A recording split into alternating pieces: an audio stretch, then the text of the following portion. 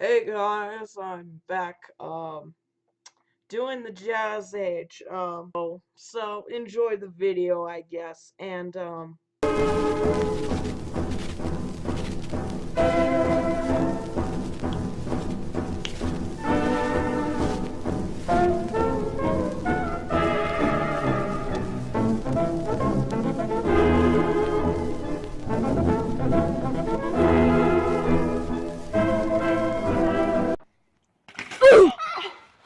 the wave fear led to the Red Scare, a period when the government went after Reds, as communists were known, and others with radical views. In late 1919 and early 1920, Attorney General A. Mitchell Palmer and his deputy J. Edgar Hoover ordered the arrest of more than 10,000 people suspected of being communists and being anarchists. Palmer and Hoover also staged raids on the headquarters of quote-unquote suspicious groups. They did not find any large stockpiles of weapons nor dynamite. No, no, no, no. Nope, we gotta watch out for those communists. Watch yourself, Pikachu. They claimed they were seeking. The government deported, expelled from the United States a few hundred of the aliens it arrested, but quickly released many others for lacking evidence. Wow, what an extreme waste of time and money.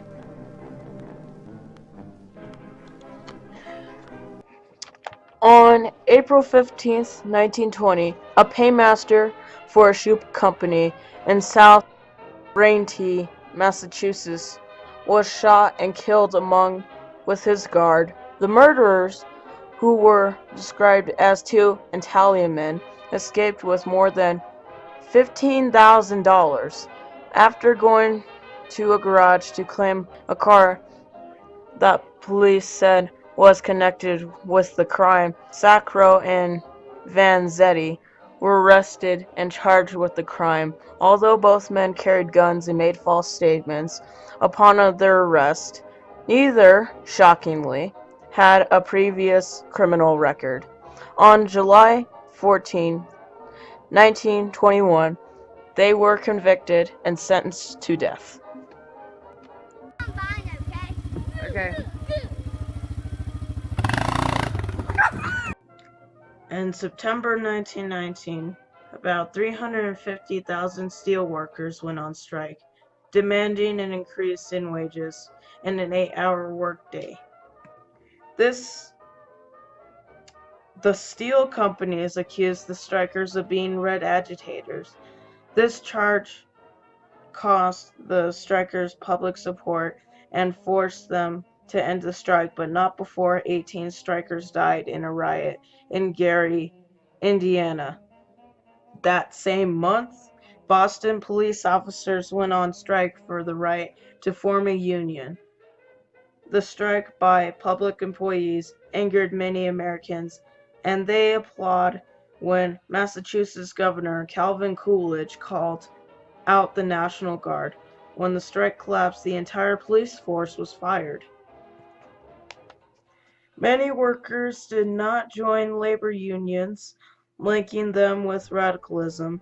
Despite distrust of unions, as well as pressure from employees and the government, led to a sharp drop in union membership in the 1920s. Despite the union's decline, a dramatic or energetic African American, A. Philip Randolph, started the Brotherhood of Sleeping Car Porters. This union of railroad workers began to grow in the 1930s when the government began to encourage unions. What? Yeah.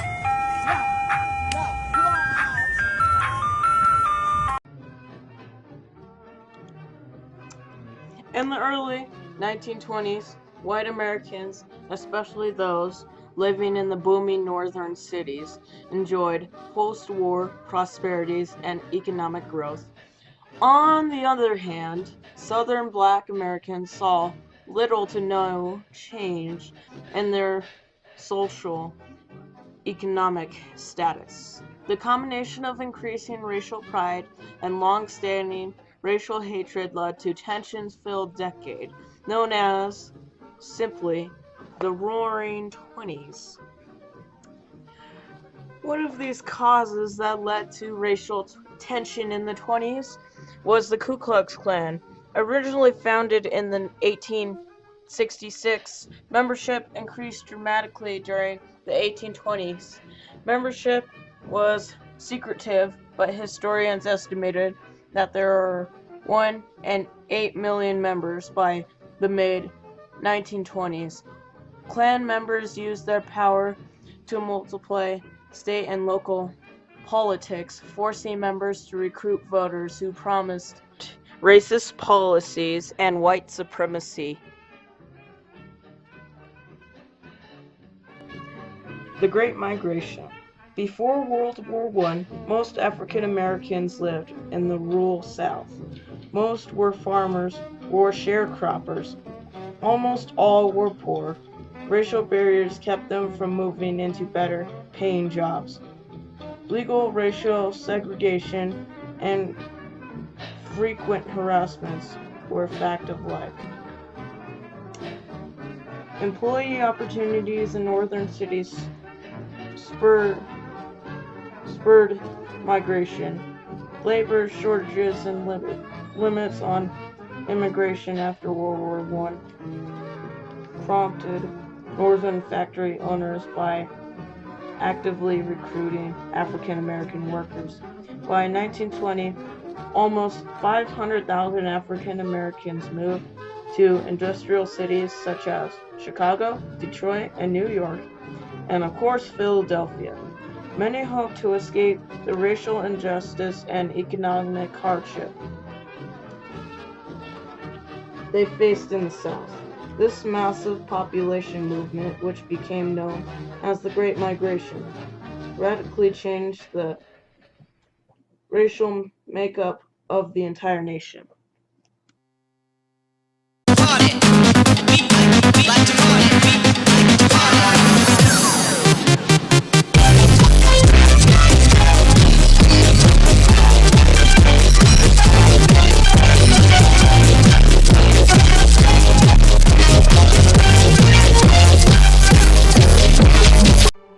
During the Teapot Dome scandal, Albert B. Fall, Secretary of Interior under President Harding, was found guilty of accepting a bribe while in office and was convicted of that crime.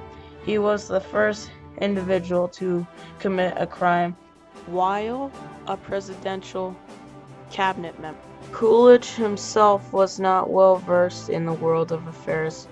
He refrained from being involved in League of Nations. He looked to his Treasury Secretary to resolve a lot of resolutions. Coolidge did sign the Kellogg-Brand Pact, which renounced war, but didn't have any real means of enforcement.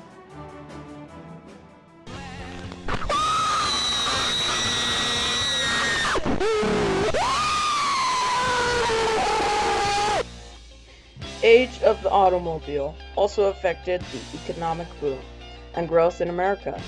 Henry Ford and the Model T sold for $490 in 1914.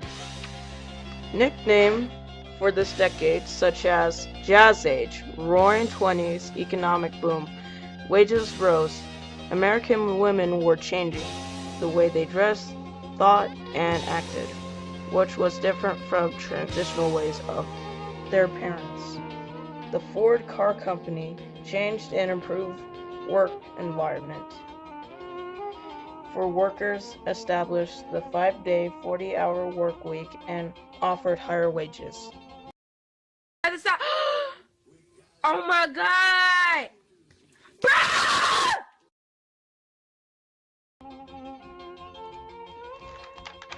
Movies and radio. 1920s entertainment.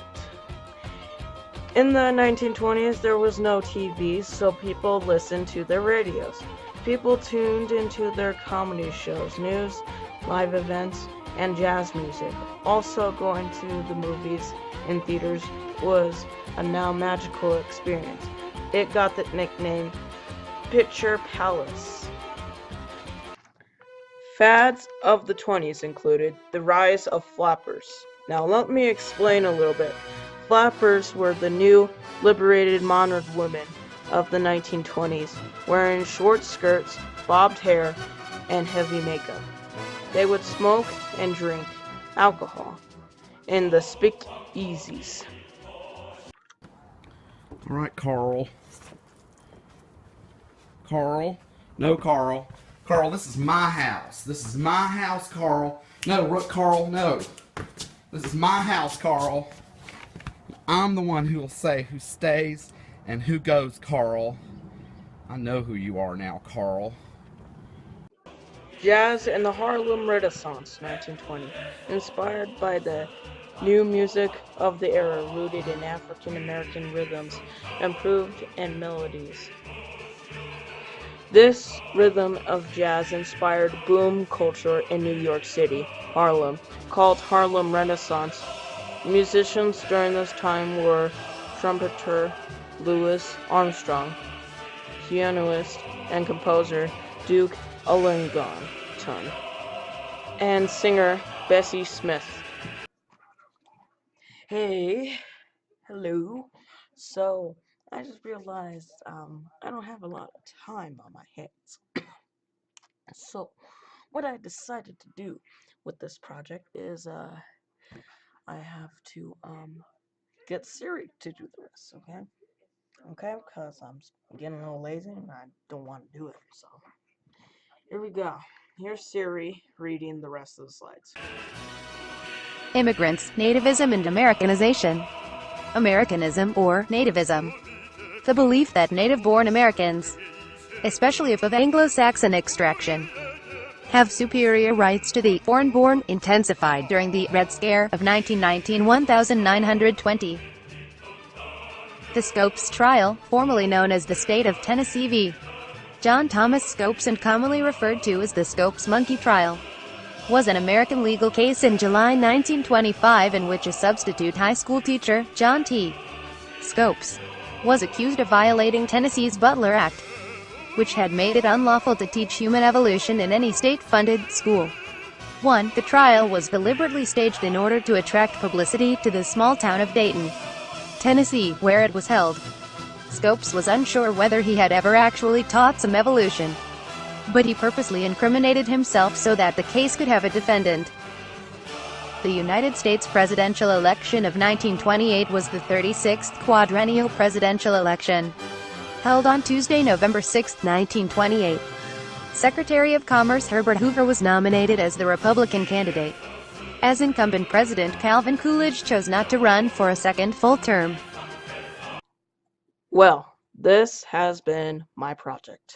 Thank you very much, and goodbye, Snowa. Middle school, for now.